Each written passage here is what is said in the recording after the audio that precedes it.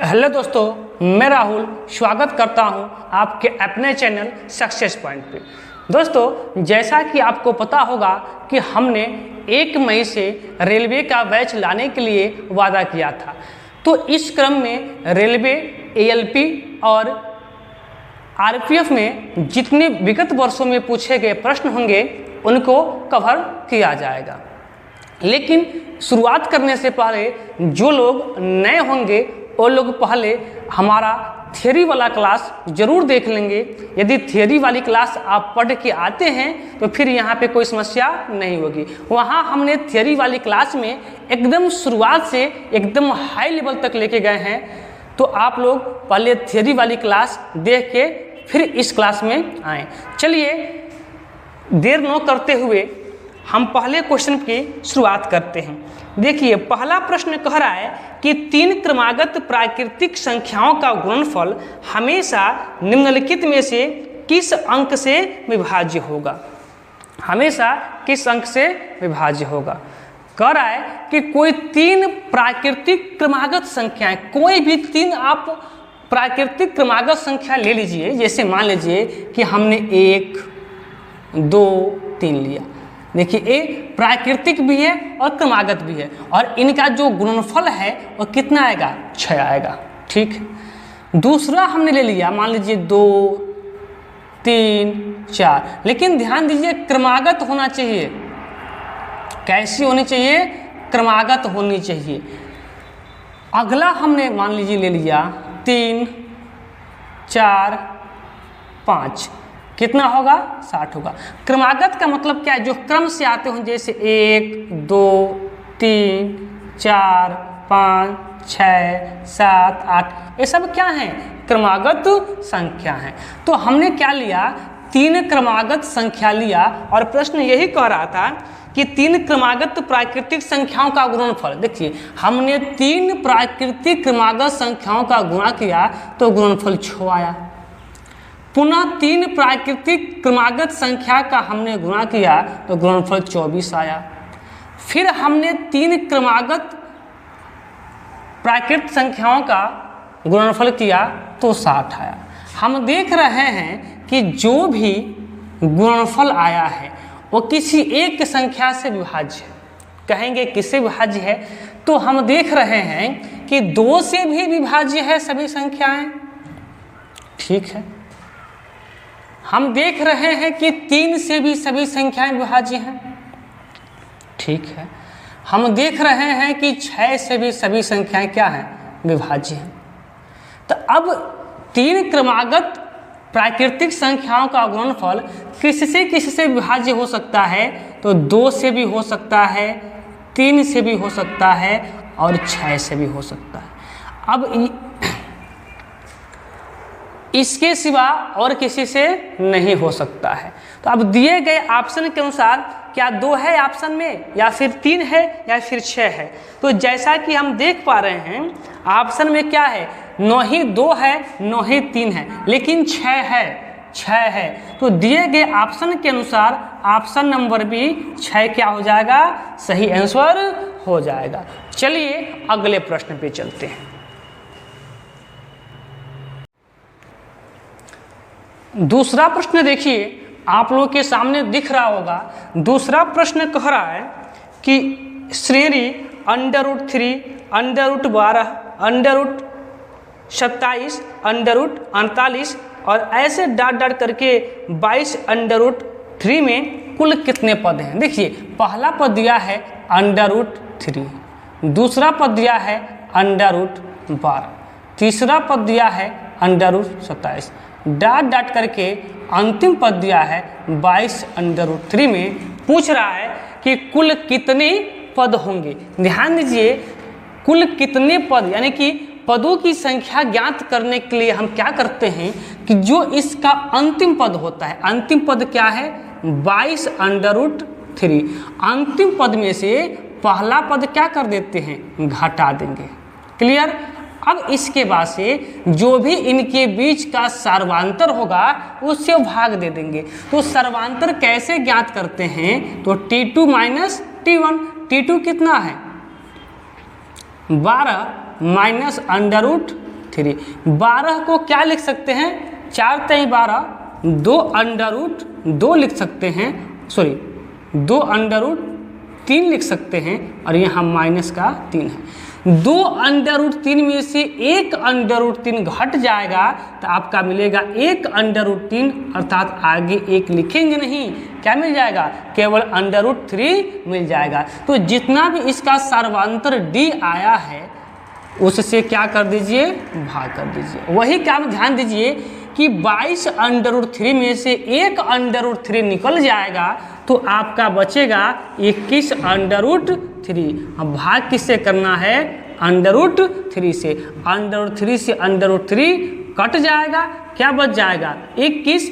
लेकिन ध्यान दीजिएगा ये 21 नंबर्स नहीं होता है, इसमें 1 ऐड कर देंगे तो आपका नंबर मिल जाएगा, 1 ऐड करेंगे 22 हो जाएगा, और यही आपका क्या हो जाएगा, आंसर हो जाएगा। ऑप्शन नंबर सी है 22, यही क्या है आपका सही आंसर हो जाएगा। चलिए अगले प्रश्न पे चलते हैं। देखिए अगला प्रश्न आपके सामने है। अगला प्रश्न कह रहा है कि निम्नलिखित में से कौन सी एक परिमेय संख्या नहीं है। कौन सी एक परिमेय है, कौन सी एक परिमेय संख्या है। ठीक है, सभी संख्याएं अंडर रूट में है। सभी ऑप्शन को चेक कर लेते हैं। पहला नंबर ऑप्शन आपके सामने दिया है कि under root 3 multiply by under root 27। देखिए यदि किसी संख्या का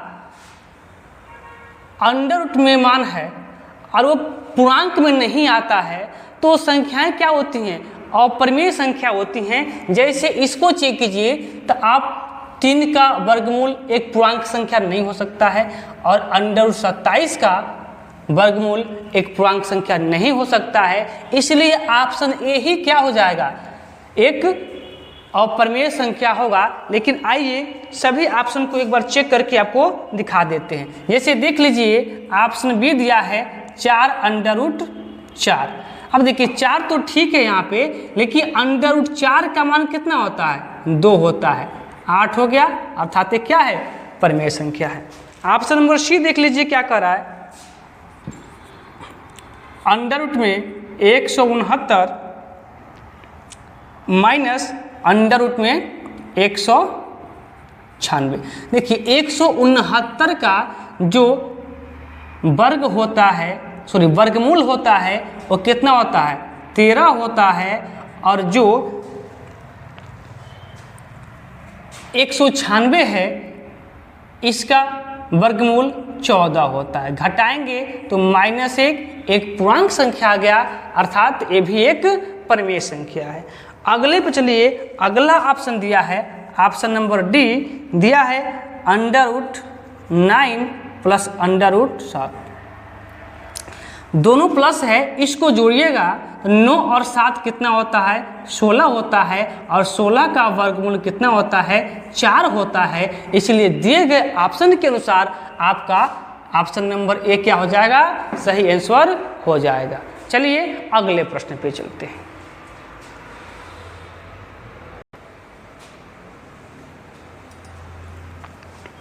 अगला प्रश्न देखिए, अगला प्रश्न कह रहा है कि श्रेणी 7/6, 4/3, 3/2, 5/3 और 11/6 किस श्रेणी में है। ठीक है, देखिए क्या क्या दिया है, दिया है 7/6, 4/3 और क्या दिया है 3/2। चलिए इतना ही रख के चेक कर लेते हैं, आगे जो कुछ भी होगा इतना ही से मुझे पता चल जाएगा। चलिए देखिए देखते हैं, तो पहले इसका सर्वांतर या सर्वानुपात ज्ञात कर लेते हैं। डी पहले ज्ञात करके देखते हैं कि क्या ये समांतर श्रेणी में तो नहीं है। यदि समांतर में नहीं होगा तो फिर गुणोत्तर वाला चेक करेंगे। डी क्या होता है, तो T2 माइनस T1। T2 कितना है, 4/3 माइनस T1 कितना है, 7/6। घटाइए तो इसका जो एलसीएम है और कितना जाएगा 6, तो 3 दूना 6 2 मिला, 2 से 4 में गुणा हो गया 8 हो गया, माइनस 6 कम 6 और 1 से 7 में गुणा 7 हो गया, कितना आ गया 1/6। ठीक है, जो इसका D है 1/6 आ गया, लेकिन जब इन दोनों में भी तो सर्वांतर 1/6 का ही होना चाहिए, तो आइए देख लेते हैं। तो फिर वही काम D = T3 minus T2। T3 कितना है 3/2 माइनस T2 कितना है 4/3।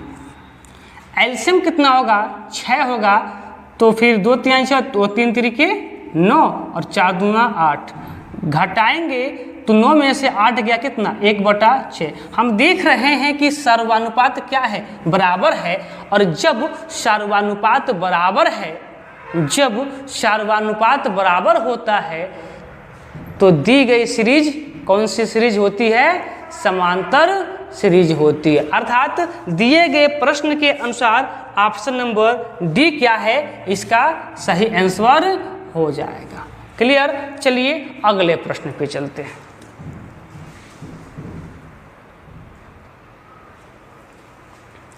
अगला प्रश्न देखिए, प्रश्न कह रहा है कि यदि ए बी सी समांतर श्रेणी में हो तो निम्नलिखित में से कौन सा सही है। ठीक है, कह रहा है कि ए बी सी समांतर श्रेणी में है तो कौन सा कथन सही है। एक बात मुझे बताइए, यदि ये समांतर श्रेणी में होंगे, यदि ए बी सी समांतर श्रेणी में होंगे तो जो इनका सार्वंतर होगा वो हमेशा बराबर होगा। अभी हमने पिछले क्वेश्चन में देखा कि वो जो सीरीज थी समांतर श्रेणी में था तो उसका सर्वांतर 1/6 आया था, जो सबके लिए क्या है बराबर है।